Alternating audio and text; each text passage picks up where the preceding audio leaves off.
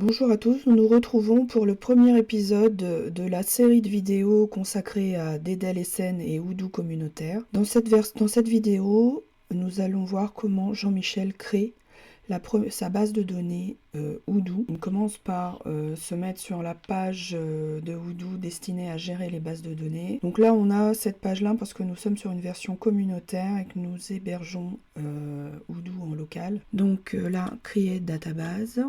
Ici, Jean-Michel doit renseigner le master password.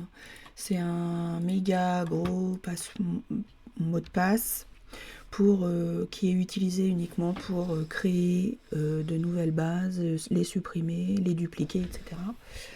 Donc là, j'ai fait plusieurs tentatives pour préparer la vidéo de base de données. Donc là, j'en suis à la version DDLSN 5, ce sera le nom de notre base de données. Ici, email et password, ce sont les identifiants du super admin. Donc l'idée, c'est de faire un truc vraiment béton en termes de identifiant et de mots de passe. Là, à des fins de vidéo et de simplicité d'accès, je vais choisir admin. Ce ne sont absolument pas de bonnes pratiques. Ensuite, je choisis, mais vous dans la vraie vie évidemment, email et password avec des données cohérentes et surtout un mot de passe blindé, fort. Là, je choisis le langage de l'interface, c'est-à-dire mes menus seront en français. Et ici, je choisis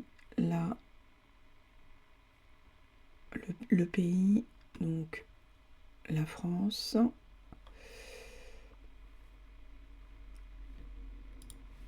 Démo data, je ne le coche pas, sinon Odoo me peuplerait ma base de données avec des données de démonstration. Ce n'est absolument pas ce que veut Jean-Michel, qui lui souhaite uniquement des données concernant son activité de SN. Et là, je clique sur Continue pour lancer la création de la base de données. Donc là, ça demande un petit peu de temps et je vous donne rendez-vous dans quelques minutes quand la base sera créée. Donc là, on voit que la création de la base de données s'est bien passée.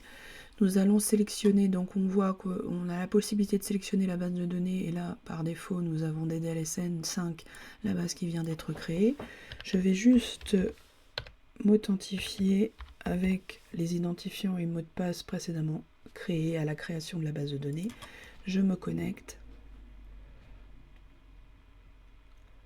Et là, voilà.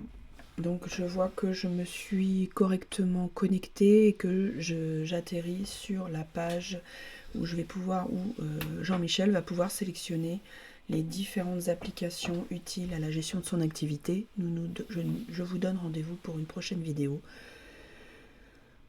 dans laquelle Jean-Michel commencera à paramétrer son instance de Odoo.